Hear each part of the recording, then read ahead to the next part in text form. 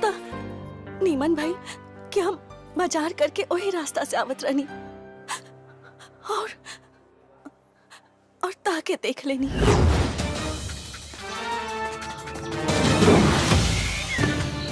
विजय,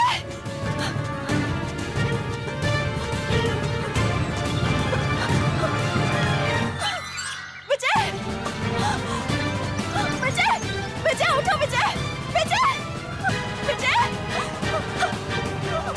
विजय उठो, उठो विजय, विजय, विजय उठो, विजय,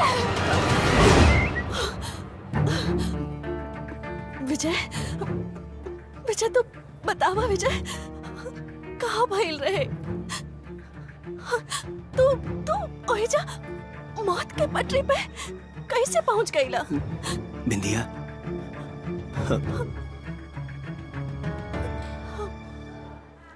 अब तो से कुछ भी छुपावल बेईमानी हुई।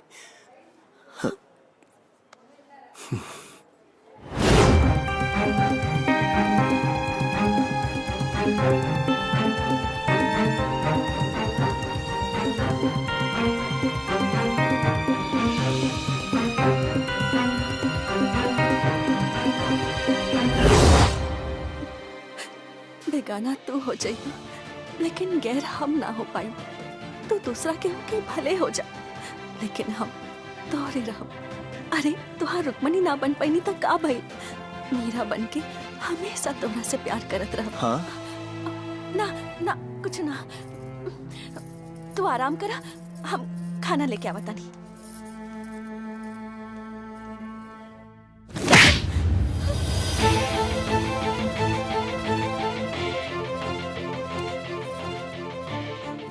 तारा के यहाँ ये पढ़ाई करके तुम्हें जरूरत नहीं, ये संस्कार सिखले बड़ी तू। पापा हम प्यार कहली बानी।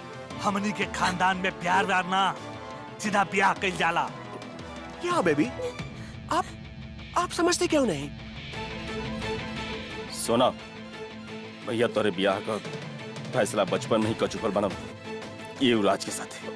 यस बेबी, अंकल बिल्कुल राइट बोल रहा है।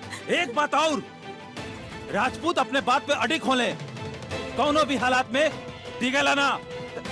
Absolutely right, absolutely. ये अंकल 100% राइट बोल रहा है। हाँ बेटा, जैसे तीर कमान से निकलल वापस ना हो सकेला, वैसे ही बड़का भैया के दिहल वचन वापस ना हो सकेला। पापा हम केहू के वचन देले बानी और हम दिल से उनका के अपन सजन चुन लेले बानी।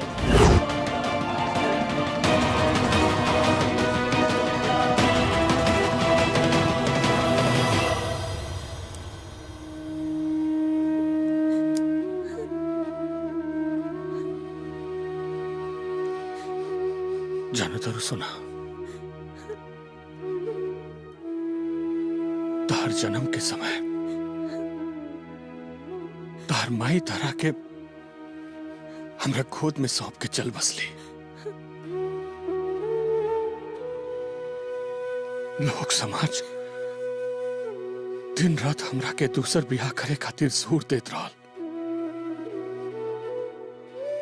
लेकिन हम ना कहनी। कहे कि बाबू हम ना चाहत रहनी कि हमारे बेटा के परवरिश में सौतेलापन की छाया पड़े। तारा के माई या बाप दोनों के प्यार दे के पलनी।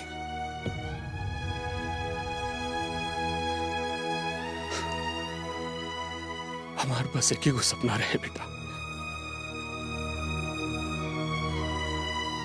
कि हमार सोना बड़ होके हमरा से भी बड़ा अफसर बने,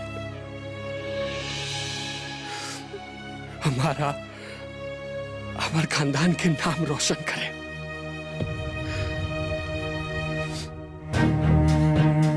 लेकिन लागत कि हमरा प्यारा हमरा परवरिश में कोनो कमी रह गई रहे। तू हमरा सपना के चकनाचूर करके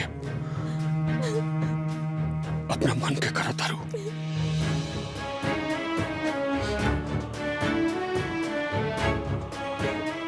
तार जौन मन करे तू करा बेटा, लेकिन एगो बात ध्यान में रख लिया कि आज के बाद तारा खातिर तारी बाप हमेशा खातिर मर गए। जौन तार हर सपना पूरा करे खातिर अपन हर सपना के कुर्बानी दे डाले। पापा रवा जॉन का हम वही करब पापा।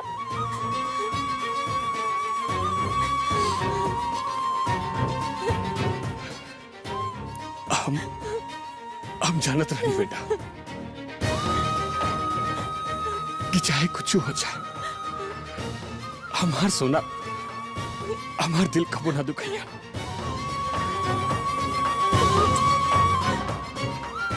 खुश रहा। जा सामान पैक करा, यहाँ से चले के तैयारी करा। जा।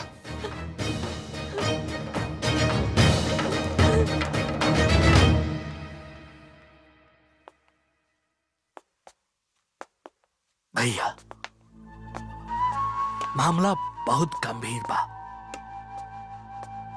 कहे ना यशराज और सोना के जल्दी से जल्दी ब्याह कर देवल जाओ।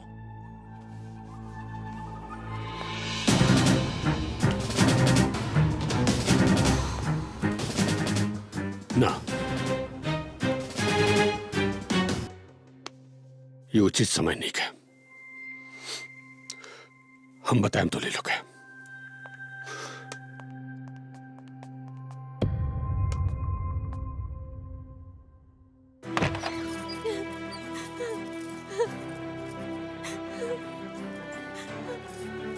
सोना, ए सोना, अरे का भाई काहे रोत पड़ू? हाँ बोला ना काहे रोत पड़ू? चाची हम विजय के बिना नहीं की जी सकत। हम उनका से बहुत प्यार करीनी। हमरा कुछ समझ में नहीं क्या हम का करी। हम तो हर दर्द समझत बानी, तो हर दिल जौन गवाही देता तू वही कर। काहे कि दिल हमेशा सच बोलेला, तू वही कर। चाची अगर दिल के सुनतानी तो खानदान की इज्जत मर्यादा सब छोड़े की पड़ी। बाबूजी चाचा जी सब नाराज हो जाए और हम इन लोग की इज्जत ताक पे रख के कुछ नहीं की कर चाहत। हम क्या करी चाची?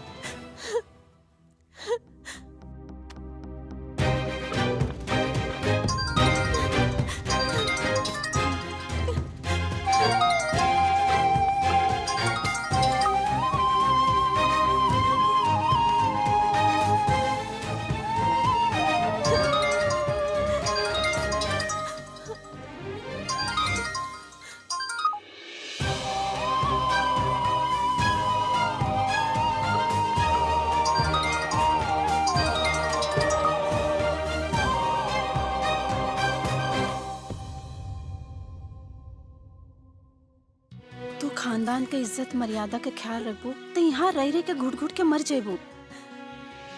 काहे कि ये हवेली ना कैद खाना है। तू हमार बात माना तो यहाँ से चली जा और अपना प्यार के साथ है खुश रह। हम सच कहत बानी, तू हमार बात माना और तू यहाँ से चली जा।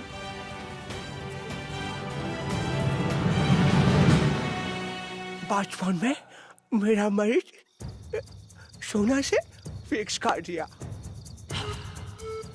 मैरिज के बाद सोना के फादर का सारा प्रॉपर्टी ओनली एंड ओनली मेरा।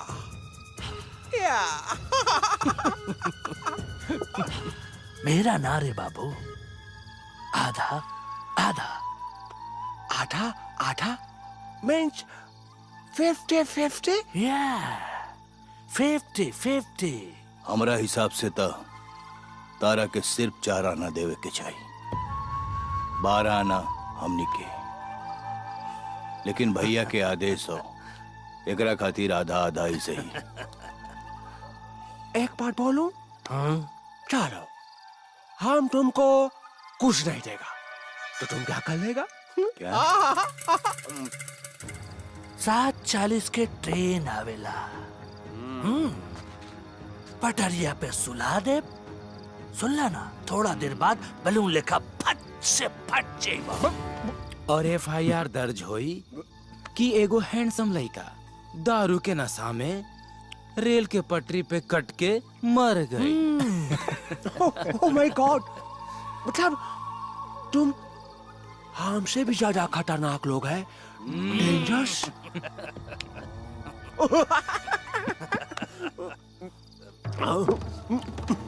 अंकल, अभी हमको नहीं मारना, अभी हमको सोना से मैरिज करना है, हनीमून मनाना है और ढेर सारा हमको एंजॉय करना है। चलो, हम तुमको 50 दिया। 50 दिया नहीं, ये तेरी मजबूरी है। अब हमनी के साथ रहत रहत तेहू होशियार हो गए हैं। राजेश्वर बाबू, एक खुशी के मौका पर कोनो नाच गाना के प्रोग्राम हो जाए तो मजा आ जाए। नाच गाना? Miss dance? Yes. Oh my God.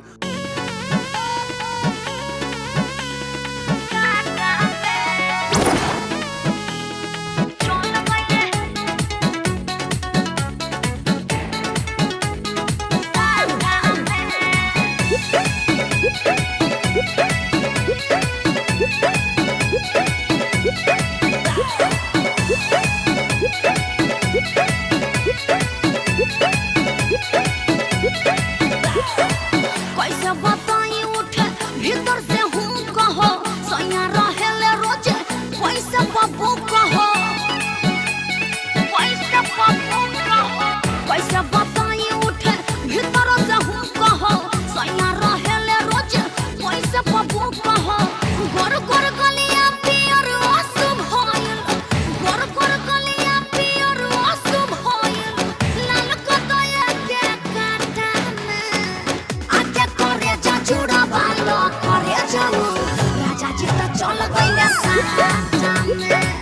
आके करे जा जुड़ा बालो करे जाऊ, राजा जी तो चल गइले साटा में।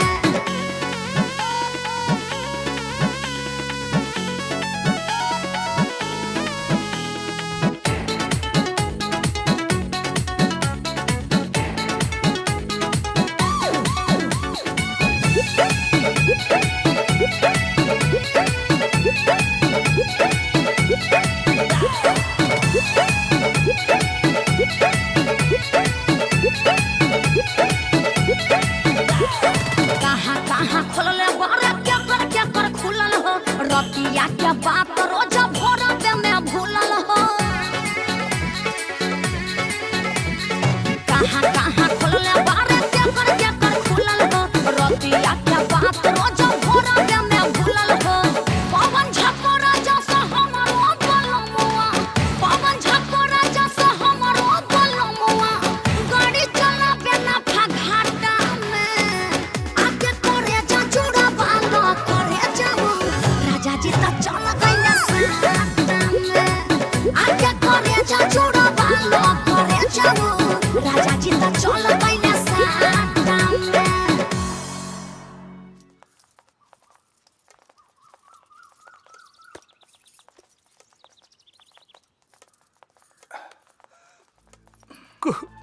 गलती सलती माफ करो भैया। अरे 2 साल खातिर बेटिया एजा अली, घर बार सब रोशन हो गए। अब जातिया तो लागता कि सब अनहार हो जाए। साचो भैया, माफ करो। अपन ख्याल रखिए। हाँ भैया। हम जल्दी आए मिले। खुश रहो। नमस्ते। खुश रहो लो, ख्याल रखे लेकिन अपन। चलो सोना, अपन ख्याल रखिए। चलो। ए, जा तीनों जा एयरपोर्ट। अब भैया के छोड़ के आवा जा।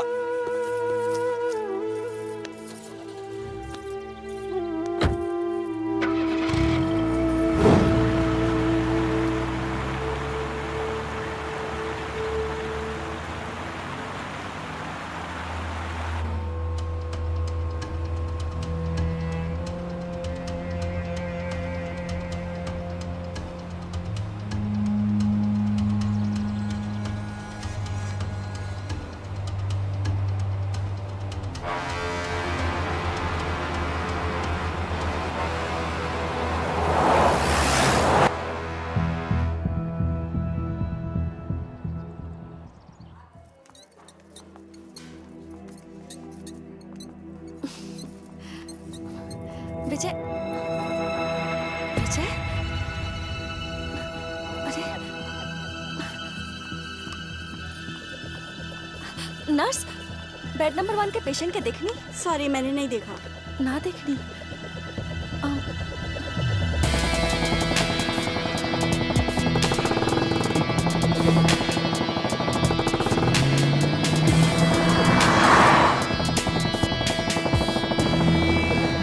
अरे भैया एकरा के तो हमनी सब मार देले रहनी।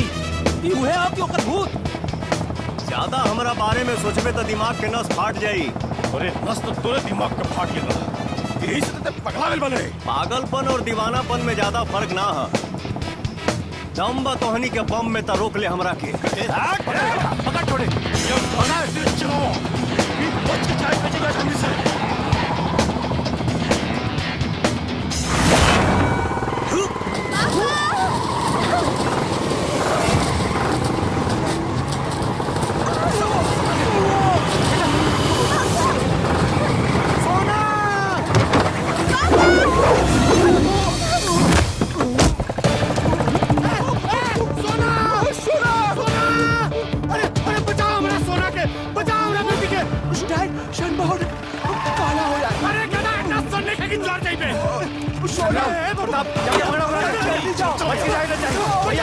भैया साथ में जाए, वो हमने से बच के ना जाए। चलिए चलिए लोग घर चलिए, चलिए गाड़ी में बैठिए। ए जा लोग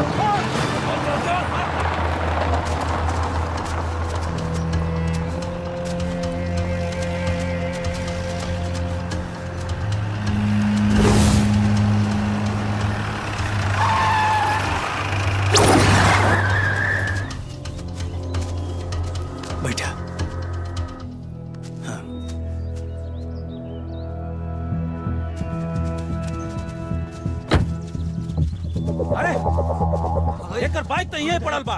ढूंढा सन यहीं कहीं होई। पूरा जंगल छान मारा भैया।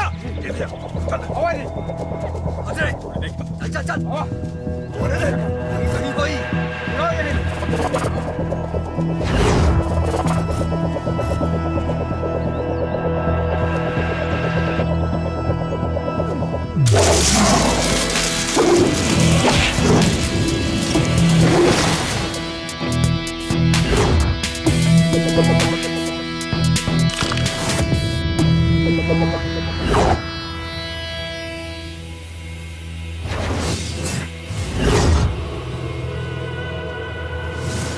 काबिल प्रताप अरे छोड़ो ना।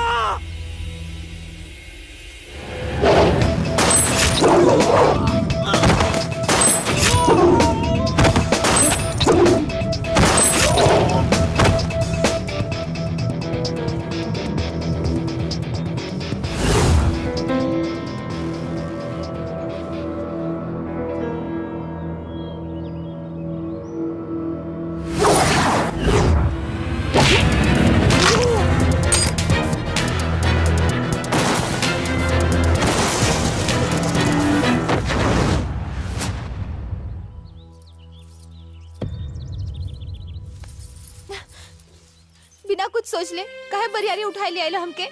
कहले रही ना कि अब चाहबो करबो तब तोहके भागे ना दे। हम तो सिर्फ जात रही, तोरा के छोड़ के थोड़ी ना जात रही हम। तो बता के जई तू तो हमार फोने ना उठावत रहू। मजबूरी रहे हमार, कैसन मजबूरी? प्यार और परवरिश के बीच में फसल रही हम। न प्यार के बिना जी सकत रही और ना ही परिवार के परवरिश के नकार सकत रही। कौनो एक के साथ देत रही तो दूसरा के साथ ना इंसाफी होत रहे। ऐसे दुविधा के बीच हम फसल रही जहाँ हमरा के कुछ समझ में ना आवत रहे। अब तो सब जान गई ना, चलो हमरा के घरे छोड़ दो। पापा परेशान हुए हन। पापा के परेशानी के परवाह बा हमार? तू तो हमार सब कुछ हवा, दिल, जान, चाहत, ईमान, सब कुछ।